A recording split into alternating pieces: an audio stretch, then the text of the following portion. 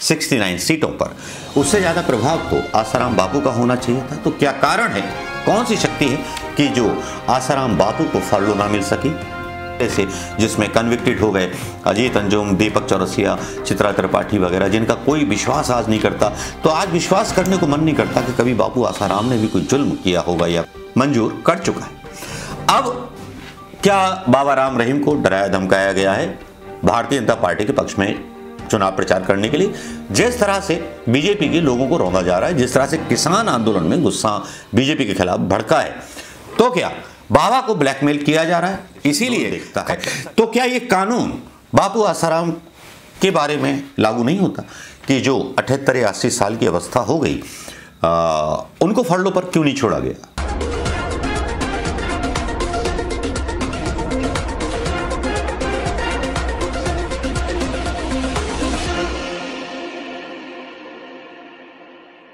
दोस्तों नमस्कार, मैं मनोज कुमार शर्मा आजाद हिंद आवाज न्यूज के लिए आपके बीच में लेकर के कुछ नई खबरें और नई दृष्टिकोण जो आज प्रकाश डालेंगे उन लोगों की तबाही पर, जिन लोगों को तबाह जानबूझ करके कुछ नेताओं ने किया या कुछ षड्यंत्र थे जिसकी वजह से पूरे हिंदू साम्राज्य पर और डेरा राजनीति पर पूरा कब्जा किया जा सके। ये शुरुआत हुई बापू आसाराम के उस साम्राज्य को ध्वस्त करने से लेकर के बाबा राम रहीम हो या रामदेव हो, जितने भी लोग अच्छे अच्छे उपदेश देकर के सत्संगों के माध्यम से युवाओं को अपराधों से दूर रखते थे।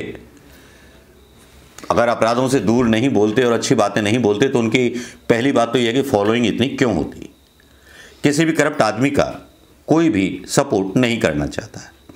लेकिन मैं यहां बात करने आया हूं कि जिस तरह से साम्राज्य को तोड़ा मरोड़ा गया, शुरुआत की गई बापू आसाराम से। मैं पहले भी बोलता रहा हूं, अपना शक भी जताता रहा हूं कि किन लोगों ने इन धर्म के जो एक तरह से ऐसे संत थे कि जो अच्छा अच्छा बोलते थे, कभी मोदी और योगी की तरह और अमित शाह की तरह ऐसे गंदे भाषण नहीं देते थे कि हिंदुस्तान को बांट सके। इन्होंने एकता और अखंडता की बात की थी। मुझे याद है आज भी कि मोदी जी का और आसाराम बापू का डिस्प्यूट मंदिरों को ध्वस्तीकरण को लेकर के चला था। उस टाइम पर खबरें चली थी, मतभेद सामने नजर आए थे उस टाइम के मुख्यमंत्री मोदी के साथ। लेकिन अब क्या करें, वाराणसी में मंदिर ध्वस्त हुए, उसके बारे में कोई नहीं बोला। लेकिन चलिए छोड़िए, आज बात कर रहे हैं बाबा राम रहीम की। और बाबा राम रहीम और आसाराम बापू अलग अलग कैसे, इस बारे में आज हम चर्चा करेंगे।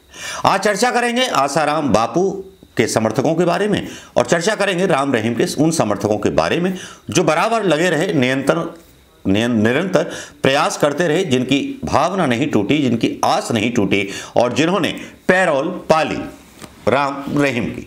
तो ये उनका एक दृष्टिकोण मैंने आपके सामने प्रस्तुत किया है।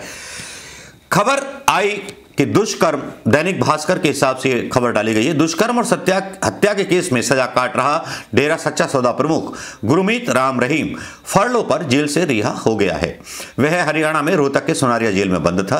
जेल से छोड़े जाने के साथ ही उसके अनुयायी उसे छुपा करके ले गए। भारी पुलिस सुरक्षा के साथ वह गुरुग्राम पहुंचा। दुष्कर्मी गुरमीत सिंह सोना रोड पर साउथ सिटी 2 इलाके में बने अपने आलीशान आश्रम में रहेगा। सुरक्षा की दृष्टि से आश्रम के आसपास पुलिस की निगरानी बढ़ा दी गई है। आश्रम के बाहर बाबा के अनुयायी भी जुटना शुरू हो गए हैं। राम रहीम की रिहाई पंजाब के चुनाव से 13 दिन पहले हुई है। पंजाब के 23 जिलों में 300 बड़े डेरे हैं जिनका सीधा दखल सूबे की राजनीति में है। यह डेरे पंजाब के माझा, मालवा और दोआबा क्षेत्र में अपना वर्चस्व रखते हैं। सवाल ये उठता है कि राम रहीम को चुनाव से पहले पैरोल मिली, इस पर आप क्या सोचते हैं? कमेंट कीजिएगा। डेरा सच्चा सौदा हरियाणा के सिरसा जिले में स्थित है। इसका पंजाब के मालवा रीजन के करीब 69 सीट्स पर प्रभाव है। गुरमीत राम रहीम की रिहाई के मद्देनजर सोनारिया जेल के बाहर कड़ी सुरक्षा व्यवस्था की गई थी। सिरसा डेरा के प्रमुख राम रहीम का 21 दिन की फरलो की छुट्टी का आवेदन हरियाणा जेल विभाग पहले ही मंजूर कर चुका है। अब क्या बाबा राम रहीम को डराया धमकाया गया है भारतीय जनता पार्टी के पक्ष में चुनाव प्रचार करने के लिए? जिस तरह से बीजेपी के लोगों को रौंदा जा रहा है, जिस तरह से किसान आंदोलन में गुस्सा बीजेपी के खिलाफ भड़का है, तो क्या बाबा को ब्लैकमेल किया जा रहा है? इसीलिए खट्टर सरकार ने और खट्टर सरकार के मंत्रियों ने आदेश दिया जल्दीबाजी में कि भाई इनको रिहा करो। भाई देखिए, मीडिया भी मोदी जी के अंडर में है, बीजेपी के अंडर में है, और न्यायपालिका का तो आप सोचिए मत, जो फैसले सरकार के हिसाब से देता है तो वो राज्यसभा का सांसद बन जाता है। तो अब किसी चीज पर कोई वो नहीं रहा। तो अब सवाल उठता है, क्या ये केस राम रहीम पर सही बनाया गया था? क्या ये केस तभी बनाया जाना था खट्टर सरकार में, और खट्टर सरकार किस तरह से चुनाव में प्रयोग कर लेना चाहती है बाबा राम रहीम को? बाबा राम रहीम को जैसे ही फरलू मिली, उनके श्रद्धालु जो थे खुशियां मनाने लगे। रहीम के फरलू मिलने पर हरियाणा के मुख्यमंत्री मनोहर लाल खट्टर ने कहा, सभी समाज को पता है कि फरलू का चुनाव से कोई संबंध नहीं है, ये संयोग भर है। इसकी जानकारी सभी के पास है। कोई भी कैदी जेल में 3 साल पूरे होने के बाद इसके लिए आवेदन कर सकता है। एडमिनिस्ट्रेशन रोल देखता है। तो क्या ये कानून बापू आसाराम के बारे में लागू नहीं होता कि जो 78 या 80 साल की अवस्था हो गई, उनको फरलो पर क्यों नहीं छोड़ा गया? क्या वजह है कि उनके 10 करोड़ भक्त आज प्रधानमंत्री मोदी के समर्थक बन गए? क्या इसलिए आसाराम बापू को नहीं छोड़ा जा रहा कि बाहर आएंगे तो कहीं फतवा जारी ना कर दें कि ऐसे आदमी को वोट मत दो? दुश्मनी इसीलिए शुरू हुई हो, मेरा अंदाजा है। सच्चाई क्या है कह नहीं सकते। हरियाणा के जेल मंत्री रणजीत सिंह चौटाला का भी बयान आया 2 दिन पहले। फरलो या पैरोल लेना हर कैदी का अधिकार है। इसके बाद राम रहीम को 21 दिन की फरलो मिल गई। उसे आज सुबह ही सोनारिया जेल से निकाला गया है। अब राजनीतिक रूप से जिस तरह से डेरा एक्टिव है, तो क्या आसाराम बापू के समर्थक राजनीतिक रूप से इतने समृद्ध नहीं थे? आपको याद होगा वो तस्वीरें जब मीडिया की बयानों को, गोदी मीडिया की बयानों को आग लगा दी गई थी राम रहीम की गिरफ्तारी पर।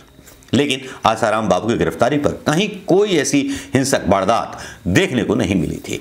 लेकिन भाई करें क्या?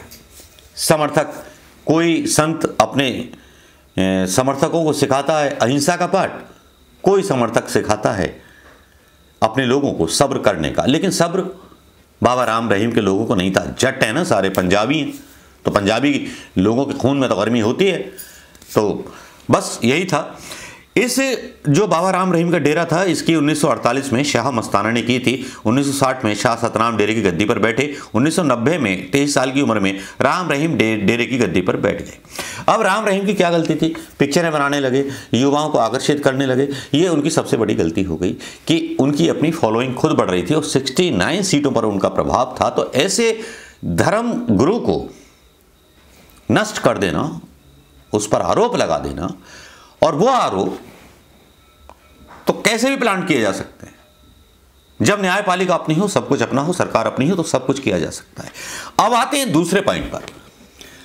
बापू आसाराम जहां एक तरफ फरलो मिलने का इंतजार कर रहे हैं, और ये बीजेपी के नेता जो अभी आपने बयान सुना, मैं आपको बता दूं, डेरा सच्चा के मतलब डेराओं की इतनी तगड़ी राजनीति है। चाहे कैप्टन अमरिंदर सिंह हो, कांग्रेस हो या कोई भी पार्टी हो, वो डेरा सच्चा प्रमुखों के पास पहुंचती है। उनके अनुयायी भी कट्टर होते हैं। लेकिन क्या आसाराम बापू के साधकों की किसी भक्ति में कमी रह गई, या उनमें एका नहीं, या उन्हें अपने भगवान पर, ईश्वर पर विश्वास नहीं था, या क्या था, वो मैं नहीं जानता। लेकिन जिस तरह का दबाव सियासी बनाया गया बाबा राम रहीम के द्वारा 69 सीटों पर, उससे ज़्यादा प्रभाव तो आसाराम बापू का होना चाहिए था। तो क्या कारण है, कौन सी शक्ति है कि जो आसाराम बापू को फरलो ना मिल सकी? वृद्ध अवस्था में एक मानवीय आधार भी बनता है। और अब तो जो बयान भारतीय जनता पार्टी के नेताओं ने दिए हैं, जिस तरह से खट्टर ने बयान दिए हैं और जिस तरह से जेल मंत्री ने बयान दिए हैं, उन बयानों को आधार बना करके एक बार फिर फरलो की अपील आसाराम बापू के लिए क्यों नहीं की जा सकती? क्या सुप्रीम कोर्ट के जज या हाई कोर्ट के जज इसको झुटला पाएंगे? क्या एक बार फिर से राजनीतिक फायदा उठाने की राह पर है भारतीय जनता पार्टी? क्योंकि कांग्रेस के धामी ने सवाल उठाए हैं बाबा राम रहीम की रिहाई पर कि चुनाव में इनका प्रयोग होगा, इसीलिए इनको फरलो दिया गया है केस में ढील करने की, मतलब वकालत करके, जिस तरह से कभी आसाराम बापू के साथ वादा किया गया था मोदी सरकार के द्वारा उनको ध्वस्त करने के बाद। किस पर यकीन करें, किस पर यकीन ना करें, आप बताइए दोस्तों। अगर बाबा राम रहीम को फरलो मिल सकता है तो बाबू आसाराम को क्यों नहीं मिल सकता?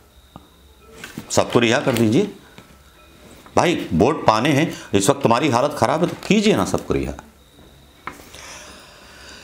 जिसके समर्थक थोड़े से काम करते रहे, सारे मतलब फर्ज निभाते रहे। राम रहीम के समर्थक थोड़े से सच्चे निकले, बापू आसाराम के समर्थक थोड़े से कच्चे निकले। कहाँ कमी रही, कैसे कमी रही? एक आरोप ये भी लगता रहा कि बापू ने जो था हत्या कराई गवाहों की, लेकिन जो गवाही दे चुका हो कोर्ट में, उसकी बाद में हत्या कराने से क्या फायदा मिलेगा? केस और बिगड़ेगा, ये तो कोई भी सोच सकता है। तो दोस्तों, अब आप आकलन कीजिए। दो खबरों का मैंने एक तुलनात्मक अध्ययन आपके बीच रखा है। उसके पीछे कौन लोग हैं, कौन लोग नहीं हैं, इसके बारे में भी मैंने अपनी आशंका जताई है। बाबा राम रहीम का बाहर आना सियासी पैंतरा खट्टर का है। भारतीय जनता पार्टी के नेताओं का अपनी हार के डर से उनको बाहर लाना, मतलब सीधा सा ये लगता है कि जब तक भाजपा को डराया ना जाए तब तक भाजपा काम करने को तैयार नहीं होती। हाँ, संतों के नाम पर वोट इकट्ठा कर सकती है, क्योंकि आसाराम बापू के केस में कांग्रेस की बहुत ज़्यादा छिछालेदारी हुई थी।